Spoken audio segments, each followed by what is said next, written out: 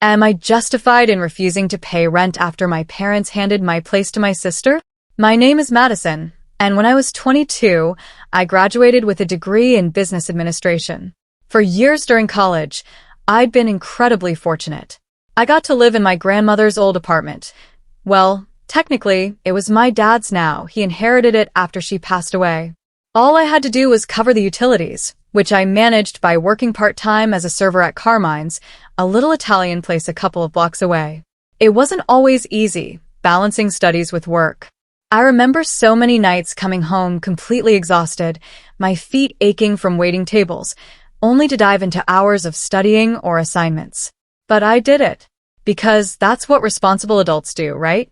My graduation dinner at my parents' house started out perfect. Mom, as usual, had prepared an amazing meal. My younger sister, Riley, who was 17 then, was joking about how much she'd miss me helping her with homework. A few close family members were there too, Aunt Elizabeth, Uncle Anthony, my cousins, and my maternal grandmother. Everyone was congratulating me, sharing their own college stories. It felt like a triumph. But then, after everyone left, everything changed. Mom cleared her throat. I knew that sound. Oh, I knew that sound from childhood. It never, ever meant anything good, and my stomach immediately tightened. Madison, honey, she began, her voice unusually formal. Now that you've graduated, we need to talk about the apartment situation. I slowly set down my coffee cup, trying to keep my hands steady. The ceramic clinked against the saucer, a tiny sound that suddenly echoed so loudly in the quiet room. What is it? I asked, my voice barely a whisper. Well, if you want to keep living there, she continued, you're going to have to start paying rent. Those words hit me like a bucket of ice water. On the very day of my graduation, of all days, Dad was just sitting there, suddenly fascinated by his coffee cup, pretending to be absorbed in his phone. But I could see, out of the corner of my eye, that he was watching. I see, I managed to say, my voice quieter than I intended. My hand trembled as I picked up my glass of water. Mom went on, explaining the terms in her usual practical way. The rent would be below market price, she said, calling it a family discount with a tight, almost forced smile. But it was still a significant amount. I quickly did the mental math. I would need a full-time job and fast. My part-time server salary wouldn't even come close. I understand, I finally said. What else could I say? They were right in a way. I wasn't a student anymore. I was an adult, and adults figure things out. But the timing felt so incredibly unfair, as if they couldn't even let me enjoy one day of celebration before yanking me back to a harsh reality. That night, lying in bed back at the apartment, I started frantically looking for job openings. My restaurant couldn't offer me full-time hours, so I knew I needed something else, something stable. As I scrolled through listings on my phone, I tried to focus on the practical aspects to push down the hurt and emotions bubbling up inside me. The following year flew by in a blur of working, paying rent, and adjusting to post-college life. I found a decent job at a marketing firm. Nothing glamorous, but it paid the bills, and then some. I started as a junior account coordinator, and while the salary wasn't huge, it was enough to cover the rent my parents demanded, plus utilities, with a little left over to save. Every single month, I dutifully transferred the rent money to Mom's account using our bank app. I even often added a bit more for utilities, even if she didn't ask. I wanted to prove I could handle adult responsibilities, that I was reliable. Maybe, deep down, a part of me was still trying to get her approval, even if I hated to admit it. Riley would sometimes stop by, especially when she needed help with college applications, or wanted to borrow clothes from my closet. She was in her senior year of high school, and I could see her changing, becoming more distant. Her visits were less and less about spending time with me and more about getting something, help with applications, clothes, advice about boys. Riley had always been the baby of the family, used to getting everything she wanted. Mom and Dad spoiled her. They never required her to work part-time like they did with me. They never pushed her to become independent. It was around this time she started dating Brandon, a guy a year older who worked part-time at an electronics store. The first time she brought him to my apartment, I wasn't impressed. He seemed pleasant enough, but something about him just raised a red flag for me. Maybe it was the way he talked about making money quickly, or how he seemed to expect others to take care of things. Then came the call that would change everything. "Tomorrow, you need to come over right away," Mom told me in a tense voice. "It's important." I figured it was about Riley's college choices. She was deciding between a few schools, and I thought Mom wanted my input, or maybe they needed help with finances or scholarships. Riley had good grades, not as outstanding as mine, but good enough for a state university. I was completely wrong. When I arrived at my parents' house that evening, the atmosphere was thick with tension. Mom and Dad sat stiffly on the couch, while Riley sat in the armchair, looking surprisingly pleased with herself. "Have a seat, Madison," Dad said in a serious voice. He looked older, tired in a way I hadn't noticed before. I sat on the edge of the ottoman, my heart pounding. Whatever this was, it had absolutely nothing to do with college applications. "Riley is pregnant," Mom announced. I froze. My 18-year-old sister was expecting a baby with her part-time mall boyfriend. I watched Mom twisting her hands in her lap, a nervous habit I knew well. "There's something else we need to discuss," she said, sitting up straighter. The room seemed to spin slightly, and I had to grip the edge of the ottoman. "You want me to move out?" I asked, a dreadful premonition washing over me.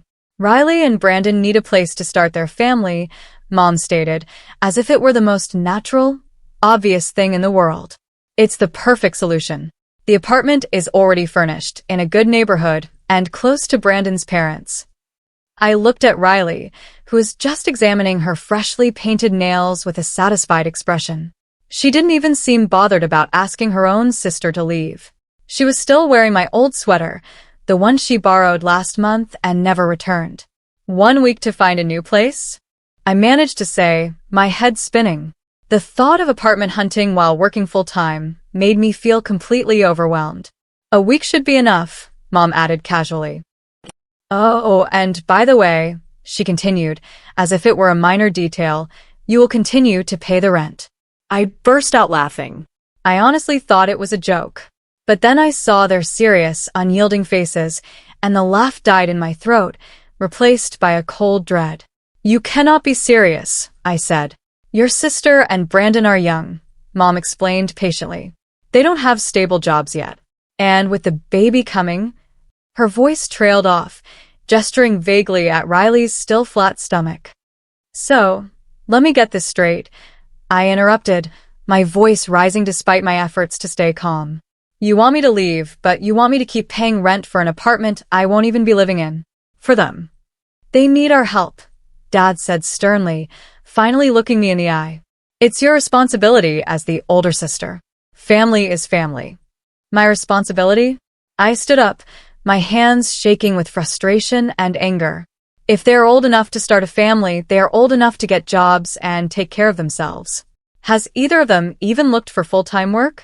How can you ask this of me?" Riley suddenly chimed in, her eyes filling with dramatic tears. I'd seen those same tears countless times when she wanted something. "I'm going to be a mother. Do you not care about your niece or nephew?" "You are being very ungrateful," Mom said coldly. "After everything we've done for you." "Ungrateful?" I shot back, my voice trembling with rage. "I've been paying rent for a year. I've been working since college, and now you want me to support 2 capable adults who got themselves into this situation? I will not pay for them. If you want to help them this way, that is your choice. But do not count on me."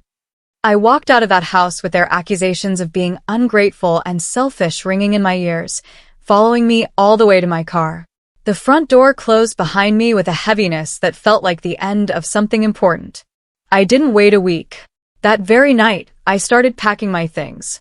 Tears streamed down my face as I sorted through 4 years of memories. Fortunately, I had some savings.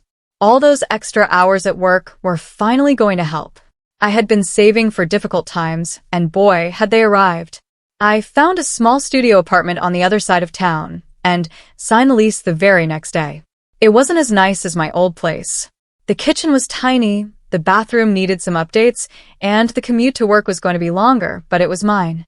While packing, I made detailed lists of everything in the apartment, sorting it by who paid for what. The furniture my parents provided stayed there. The old couch from the basement, the dining table from my grandmother, the bookshelf Dad had put together when I moved in. But the books that filled it, the clothes in my closet, and all the kitchen items I had bought myself, I packed those into boxes marked with my name. My coffee maker, a little treat after my first bonus at work. My laptop, bought with 3 months of tips saved from the restaurant. My bed, bought piece by piece, frame, mattress, bedding, during my first 6 months of full-time work. All these things I had worked hard for ended up in my boxes and went straight to my new place. It took me 2 days to move everything. My boss was incredibly understanding when I asked for a day off, even though I didn't explain the whole situation. When I was finished, I stopped by my parents' house to drop off the keys. A week later, my phone started ringing nonstop. It was Mom calling, her voice filled with anger. "What did you do to the apartment?" she demanded. "It's empty. Everything that was there when I moved in is still there," I replied calmly, trying to keep my voice steady. "I only took what belonged to me. I bought those things with my own money I earned working while I was in school. Maybe Riley and Brandon could try doing the same." "You selfish little brat," she yelled, letting out a string of angry words I'd never heard from her before. I hung up before she was finished. That night, sitting on my mattress in my new studio, I cried for the first time since this whole situation began. I cried for the family I thought I had, for the sister who had become a stranger, for the parents who chose to spoil her instead of supporting me. But most of all, I cried for myself, for the young woman who thought that working hard and doing the right thing would be enough. It's amazing how quickly life can change. In 1 year, I went from being the responsible one, the family support, to being completely cut off. I threw myself into my work with an intensity that surprised even myself. My boss, Laura, noticed my determination and started giving me more responsibility.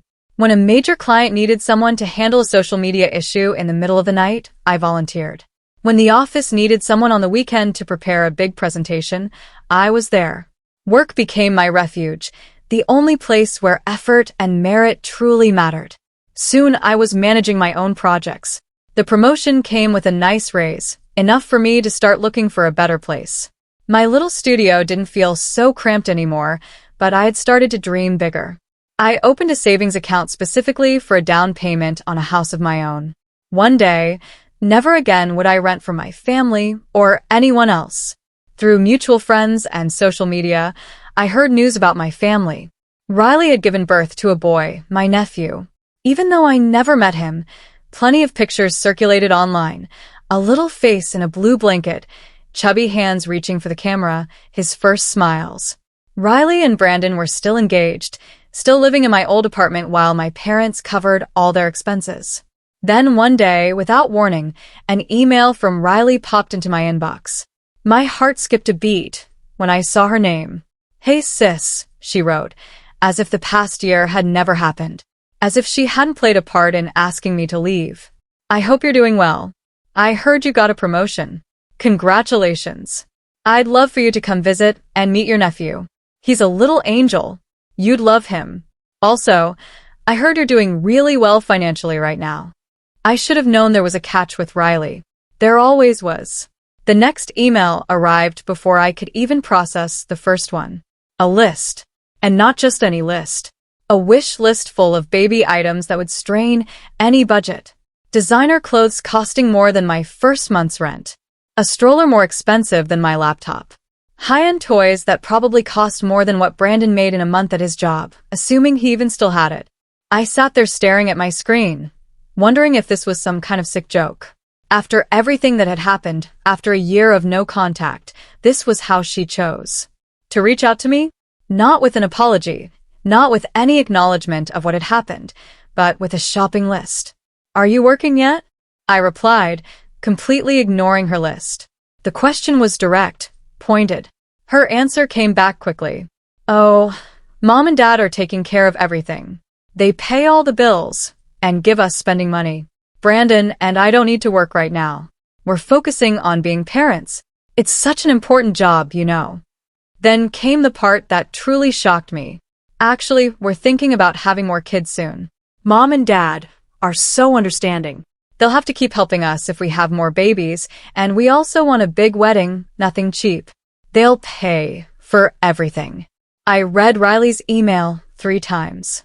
Every read left me more and more disappointed. My little sister had turned into someone I didn't recognize, someone who genuinely planned on having more kids just to keep receiving financial support. I didn't reply. What could I have said? Instead of answering, I closed my laptop and tried to forget about it, but her words kept swirling in my head. Fate, though, had other plans. A few months later, my phone rang with a number I hadn't seen in over a year. Mom's. I almost didn't answer, but something, maybe curiosity, maybe a tiny flicker of hope, pushed me to pick up. Madison. Her voice sounded different somehow. Tired. Defeated. We need to talk. Can you come over? Maybe it was curiosity. Or maybe a part of me still hoped for some understanding, some kind of apology even. Whatever the reason, I found myself driving to my parents' house that evening. The familiar streets felt different now. They looked older than I remembered. Dad's hair had more gray in it, and Mom's face showed new lines of worry. The dark circles under their eyes spoke of long hours and sleepless nights. They were sitting on their usual couch, but their postures showed utter exhaustion. We took on extra hours, Dad said bluntly, his voice rough with fatigue. We're working overtime to help your sister and Brandon. I waited, not saying anything. The wall clock ticked loudly in the silence. We know your job is going well, Mom continued, and I felt my heart sink.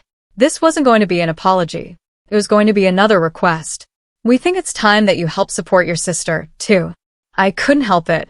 I laughed. Out of pure disbelief. The sound echoed in the quiet house. You want me to do what? Your sister cannot work right now, Mom insisted, leaning forward. She has to take care of the baby. That is a full-time job. And Brandon has to help with the baby, too, she added. I looked at these people who had raised me, who had taught me responsibility and hard work, who had pushed me to get good grades and work part-time during college. And now, here they were, making excuses for 2 capable adults who refused to step up. Let me be clear, I said slowly, enunciating every word. You are working extra hours to support my sister and her boyfriend, who are perfectly capable of working but choose not to. And now you want me to help enable that as well? Dad's face turned red. You are selfish. If you will not help support your sister, consider yourself cut off from any inheritance. You cannot cut off someone who has already moved on, I said calmly, and I walked out of their house, hoping it would be the last time. The sound of the door closing behind me felt truly final. When I got home that night, my apartment felt like a safe space. I took off my shoes, made myself a cup of tea, and sat down at my computer. My hands were steady as I opened my emails and found Riley's message from months ago, the one where she talked about our parents supporting them and laid out her plans. I stared at it for a long time, my cursor hovering over the forward button.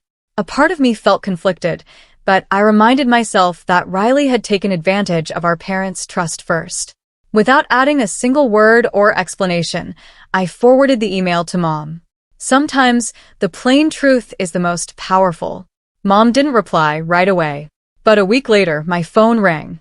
It was Aunt Elizabeth, Mom's sister, who had always been the one to share family news. You are not going to believe what happened, she said, her voice full of all the latest updates. I could picture her sitting in her kitchen after her shift as a nurse. Your parents asked Riley to move out of the apartment. I almost spilled my coffee. What? Apparently, there was a big argument. Your mother found out that Riley was speaking disrespectfully about them behind their backs and planning to keep relying on them. They told her and Brandon to leave, and that they would not be providing any more financial help. I listened as Aunt Elizabeth described the confrontation. How Riley had cried and used her usual emotional appeals. How Brandon just stood there. How Dad had finally put his foot down and given them 3 days to get out. According to Aunt Elizabeth, Mom was calm, simply saying they had been taken advantage of. After I hung up, I wasn't surprised when my phone showed Riley's number. I could predict the conversation. Madison, her voice was full of tears, the same one she had used since we were little. Can we come stay at your place? Just until we sort things out, please. We have nowhere to go. No, I replied firmly, surprised by how easily that single word came out. "You're just like mom and dad," she cried. "Everyone is so selfish. Family does not take advantage of family," I said softly, and I hung up before she could continue. Later, I heard through the family grapevine that Riley, Brandon, and the baby had moved in with Brandon's parents. Apparently, his mother was a strict, no-nonsense woman who believed in responsibility and hard work. The kind of parent who did not tolerate freeloading. According to Aunt Elizabeth, Riley was struggling.